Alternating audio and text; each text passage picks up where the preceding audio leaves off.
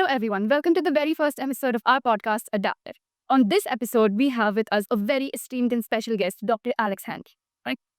So, I am Anshika Gupta. And I'm Penisov Deva, and we're going to be the co-hosts for today's episode. In today's episode, we're going to dive into the depths of a very interesting biology field called integrative biology. So, Dr. Alex Hankey, could you just shed some light on this and could you tell a bit about yourself? Yes, I'm a scientist who studied at the University of Cambridge. I got my PhD from MIT in Boston, Massachusetts, the other MIT. Yeah. And I then became a teacher of meditation. As a result, I gained great interest in the relationship between the Western sciences on one hand and the Vedic Eastern basic sciences on the other. And everything that I should tell you has come out of my study of the interrelationship between East and West. That is extremely interesting. I think it's really nice to have a professor like you in our university. And thank you so much for coming to our podcast and shedding light on this topic. I agree with Anshika. So that is really cool to hear about how you were mixing and matching the Western and the Vedic sciences and everything. What led you to discover integrative biology? How did you find out about it? Well, I didn't find out about it. Okay. Because I invented the concept. Right. I had been, as a result of my work as a teacher of meditation, I was asked to learn about Ayurveda in 1985 and 6. When I began to look into the depths of Ayurveda, I could see that it could cure chronic diseases.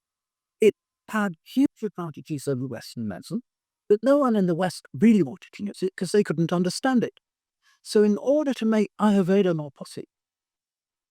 popular, Yes. I decided to try and discover the relationship between the two. That was the beginning. And as you have invented this particular subject, I think it's really amazing that you have come here and you're, informing all other students about this interesting field. And I just wanted to know what recent scientific discovery fascinates you. And could you shed some light on your research as well? Well, let's come back to this idea of integrative biology, because what you have to integrate is modern systems of medicine. Yes. And the idea of the traditional ideas in Ayurveda and yoga and naturopathy. Naturopathic medicine, closely allied to yoga, makes use of the concept of a life force. But in the West, because they couldn't understand the concept of a life force and they only believed in molecules, what happened was that they abolished fission. Scientifically said, it's not scientific, you can't talk about the life force. But the life force enables the system to cure itself. So no doctor in the West is meant to make use of the patient's own self-healing properties. And if you don't allow the self-healing, you actually make medicine almost impossible. Now, yes. So, you told about naturopathy, right? So, how is it different from the other medicines like allopathy and homeopathy? Is it related or? Now, very good that you mentioned allopathy. Allopathy means that you actually use a poison. Right? So it's allopathic, and you give a poison. You used to give terrible things like mercury in the 19th century, which few people influent are. But it was thought that if you poison the system slightly, you could actually stimulate it to cure. Now, when you look at modern drugs, and you have, as in biotechnology, a drug discovery program, you look for a molecule which will interact with the active site of an enzyme, and it stops the enzyme functioning. Now, that is the definition of a toxin. A toxin comes in and it stops the biology working by knocking into the active site of a molecule because it fits. Boom.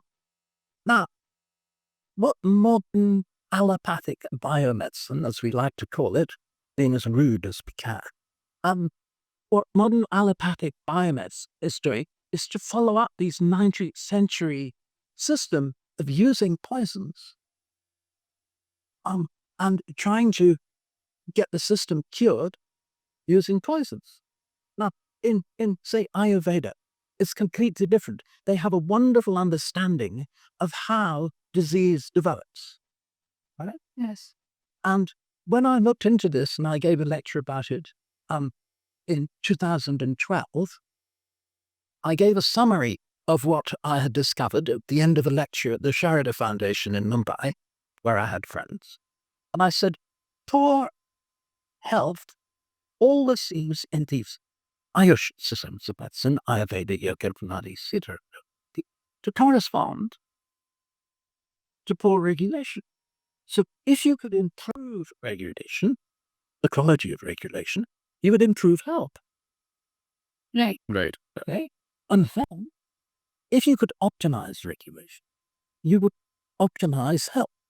But optimum health is obviously what we would like to call health. So I got a new definition for health. Health is optimum regulation. I'm glad to see you raise this. That's very nice. Thank you, sir. Now, health, but you see, if you look at the understanding of biology in what is taught in this department and every department in every university in India, they teach biology as molecular biology. What is molecular biology? It's DNA transformed into RNA, transcribed, translated in ribosomes into polypeptide chains, synthesized into enzymes, as we in the department we all know, and these enzymes run, catalyze, enable the chemical reactions on the biochemical pathways. So you have a picture of what I call an open sandwich pod. DNA, RNA, polypeptide chains, enzymes in the biochemical pathways. Now the trouble with this picture, the molecular biology model of life, is that it can't function in the real world. You can grow organisms in the laboratory. You go to the Merck manual, and it tells you what conditions to use to grow each organism. So you put it in ideal conditions, and you see that the organisms grow. Right. But it doesn't tell you how the organisms adapt. In the real world, you don't get Merck's ideal situation, what's it called? Ideal Environment. Yeah. You get a changing environment, and all organisms have to adapt, as in adapt. Okay? So adapt is absolutely at the heart of what I would call real biology, as opposed to this artificial picture everyone teaches in all these departments called molecular biology. Well, so what you have to do is to go beyond molecular biology and find out what you have to add to it in order to get a reasonable, picture biology that will actually work. So that's what the aim of integrative biology is. It's to formulate a picture of biology using whatever is available in your mind and in the scientific world to get a working model of biology. Yeah, that makes a lot of sense. Actually. This was really informative, and how you integrated and intertwined it to our adapters and the whole thing. So thanks a lot for that. Yeah. I have a question for you regarding the thing you just talked about. Why do you think that people are not able to believe in Ayurveda? In Western culture, I meant. Yes. So why do they not believe in it? You see, let me stop from the real disgrace with this for the British. They aren't really horrible. Lord Macaulay came to India and he said, we've got all the best ideas, and essentially nothing in ancient India is of any value at all. And he refused to listen to the pundits talk about what they have.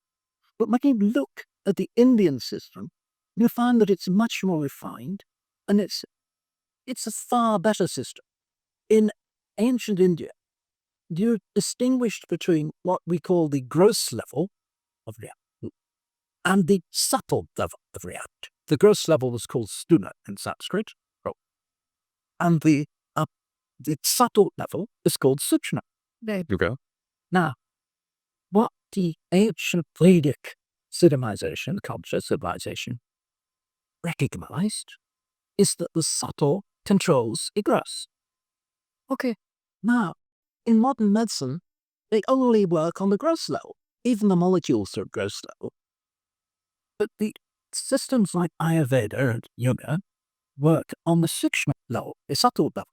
So this enables them to do things which the modern medicine just can't even begin to imagine. So you're dealing with systems from ancient India, which the British and the others said, that's all superstitions together. They can't be any use. wouldn't even look into, Right. but in fact they're far more powerful, and they can cure chronic disease, because chronic disease is due to problems in regulation, right? It's poor regulation, giving poor health, manifesting as chronic disease, heart, diabetes, rheumatoid arthritis, and so on. They're all due to problems in the regulation that Ayurveda very often can work out, and homeopathy too, for various reasons. Homeopathy works on a certain level. But the other Western medicine is just left, should one say, becalmed or shipwrecked. Yeah. Yeah. So, like talking about this, how exactly did your early work and your professional work lead to discovering yoga, Ayurveda, and integrative biology, as well as the Vedic sciences? Well, I started work for His Holiness Maharishi Mahesh Yogi in 1973. I became a teacher of his system, Transcendental Meditation, and I joined his university. She was setting up Maharishi International University. Really, yoga was what you call yoga asanas and pranayama was an add-on to the system. He taught a specific technique, which is pure, the seventh limb of yoga, yoga dhyana. That's really generating yoga dhyana. And when you practice it, you feel a great deal of bliss, as I've shown you. And the bliss, which is ananda, shows you that if you're a Swami, like Swami Vivekananda, or Swami Shivananda, or Krishnananda, or whoever it is, you're getting bliss. And the bliss is caused by the practice of the meditation. And now we come on to mental. If you can get people out of the stress, you can release the stress. And if you can give them good feeling inside, then you resolve a great deal of anxiety, and you can get people out of depression if it's done right. Once one's learned to understand these things, you can begin to see how to put them together with modern biological science. And that leads to an integrating science, partly depending on insights through medicine. Right. Okay? Yeah. So you get an integrative biology for integrative medicine. So what is complement medicine? Like, can you tell us what it is? Complementary medicine. Complementary, yeah. Oh, well, it's, you start with the National Institutes of Health in the United States. And 25, 30 years ago, they had a special department called the Department for Medical Superstitions. Oh, Yes, medical superstitions. And all traditional systems in medicine, all of them were thrown in that bucket. And Maharishi Mahesh Yogi, my guru, sent a really brilliant Australian who's been a very close friend of mine, Jerry Bodica, and he sent him over and persuaded them to do a randomized controlled trial on something that everyone who understood complementary medicine could see was going to produce a successful result. And the doctors at the National Institutes of Health were absolutely amazed. And they began to say, well, maybe there's something to it after all. And they set up a department for complementary and alternative medicine because it was regarded as an alternative biogas. In the UK, the Prince of Wales, Prince Charles, the Prince of Wales, wanted to have an integration of the two. So he founded a foundation for integrative medicine, which came to an end for various reasons. But the idea had been put into the medical world, partly through Jerry Bodica's advice as an advisor to Prince Charles. And then the department of whatever it was, complementary and alternative medicine, became a department of complementary and integrative. And the Journal of Alternative Complementary became the Journal of Complementary Integrative. JCIN. I'm on the editorial board, so I should talk. Oh, that's amazing. Well, I'm on the editorial board of 4 or 5 journals. Will you tell the names? Is it like possible? Well, there's the International Journal of Yoga, International Journal of Yoga, whatever it is, Physiology, Psychology, and Philosophy. And there's the Annals of Ayurvedic Medicine, and by a wonderful man who was I've been in a hugely privileged position. And maybe I shouldn't say this, but I'm regarded by the people in the know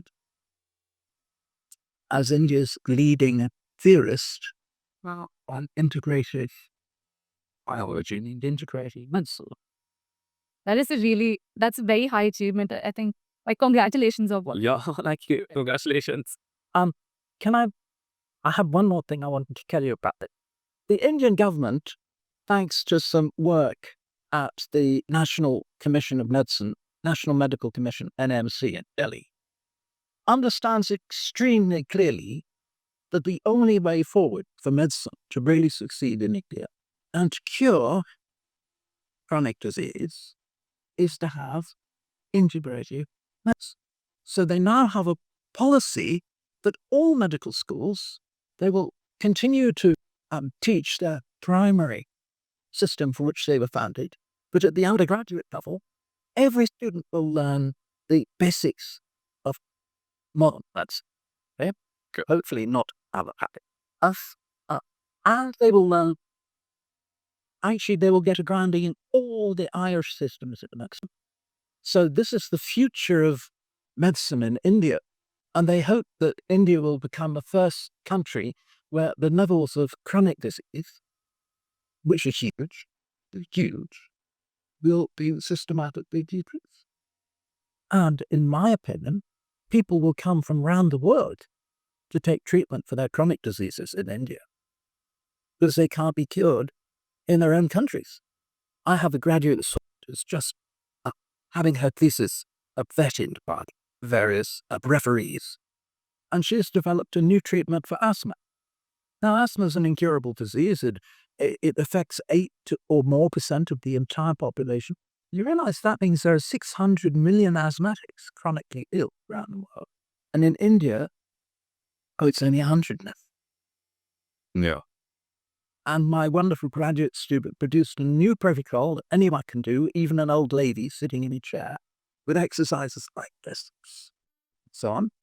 And with a 30-minute yoga therapy treatment program, within 3 months, they had reduced the levels of complaint by about 16%.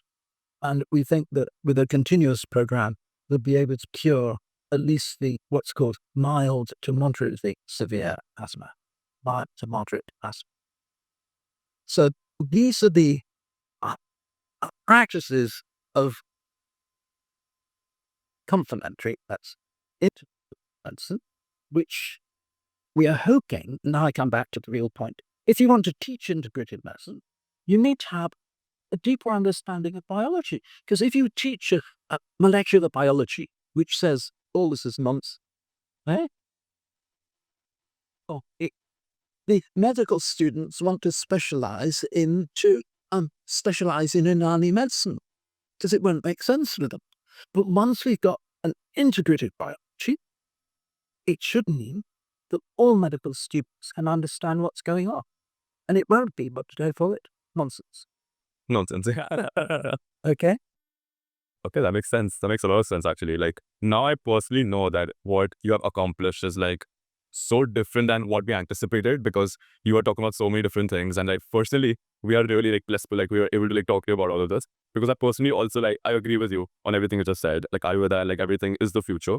Yeah. So I just wanted to know, like, what are the career opportunities for students who want to do integrative biology? What is the scope for integrative biology in the future? Well, when I looked through your list of questions, I wrote the good against that particular question, partly because I really hadn't thought about it. Okay. But you have to understand that once you have a new scientific understanding, this has been dreamed up by some egghead like me, right? And it hasn't actually been tested in detail. So everything that I've been talking about in integrative biology needs to be reconsidered from the perspective of its application to medicine to show that that's really how it works. Like, how has physics, as you told, you've done theoretical physics, so how has it contributed to your work in integrative biology? Oh, you wonder. That's a great question. You see, I did my physics PhD in a very unusual area of physics. It's an area of physics that most people don't know about. It's called critical phenomena. It's connected to the theory of phase transitions, like you have a liquid and a gas. And when the partial pressure is equal to the pressure of the vapor, the liquid may boil a little. So water boils at about 100 degrees centigrade, depending on the atmospheric pressure, for example. If you increase the pressure, water boils at a higher and higher temperature. At the same time, the pressure gets greater, so the density of the vapor gets greater. And eventually, the density of the vapor becomes equal to the density of the water. Okay. And at that point, the whole system it has a nervous breakdown. It can't decide, am I a liquid or am I a gas? Right? So, it's like one of these pop stars going into a breakdown because they can't decide, am I famous enough or am I not famous enough? So, you have these situations which occur throughout physics where you get what is called an instability. Critical phenomena deal with critical instabilities.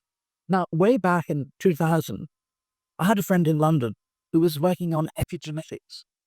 And I instantly realized that most people's picture of epigenetics was like a phase transition. Phase transition makes it goes from low density to a high density.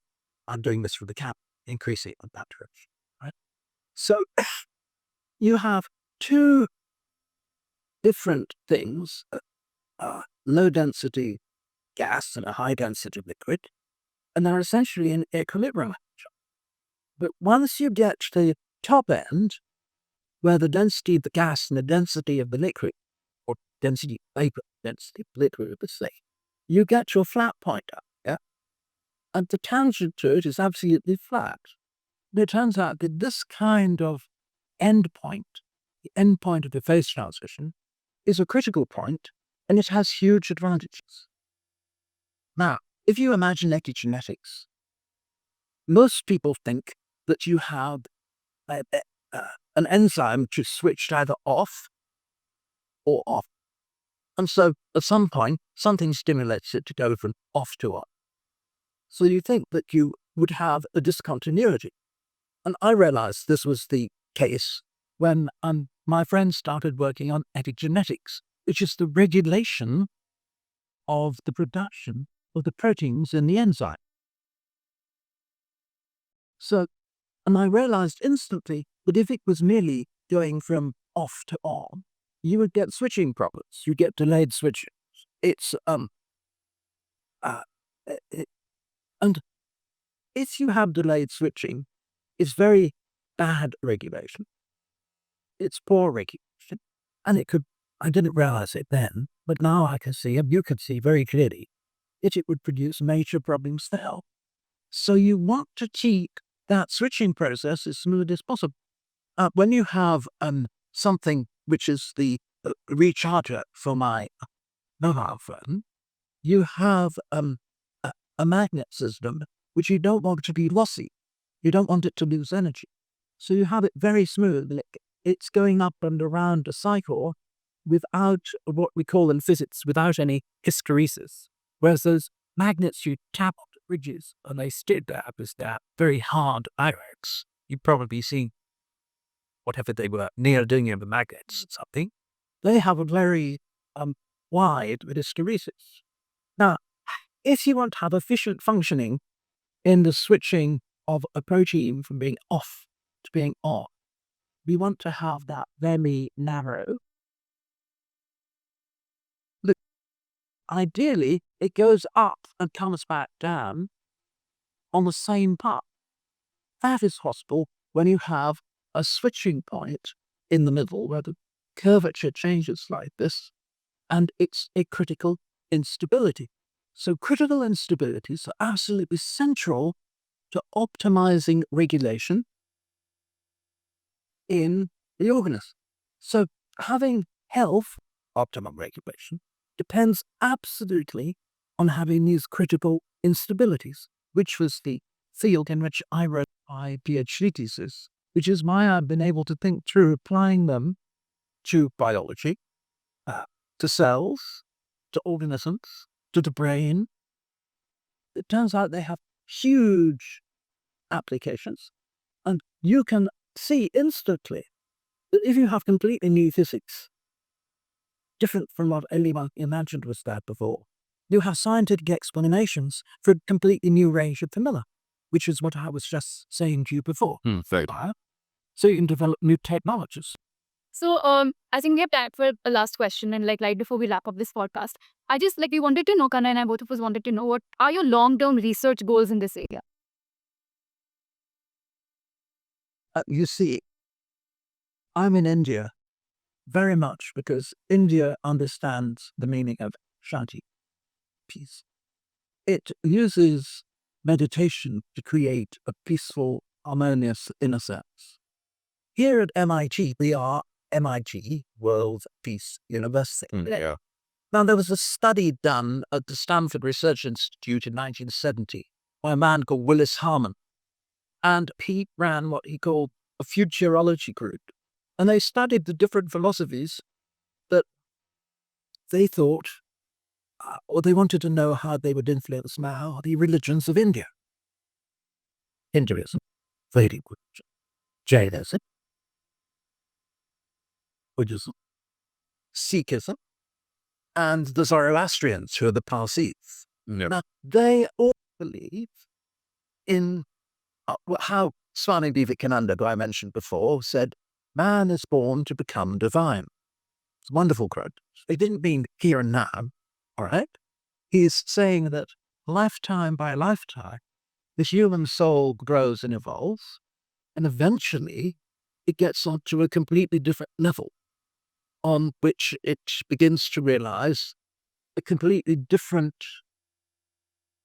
behavior and way of life, because it's reached up into the level of existence which people sort of call divine.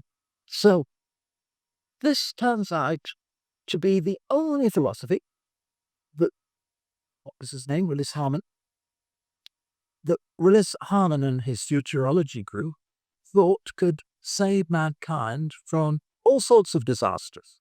We just want to thank you for taking out your time and coming to this podcast and for shedding light on such insightful information. I mean, I've been really informed and I've been really inspired by you throughout this journey and throughout the podcast. Yeah, I think we all have, and everyone who's watching this as well. We have learned something new today about what integrative biology is all about, and I hope that it's motivated some of you to actually read about this, read about the research, and maybe follow into the footsteps of Dr. Alex Hankey. And personally, Anshika and I are big fans of you now. Yeah. Well, I would like to say thank you so much for inviting me.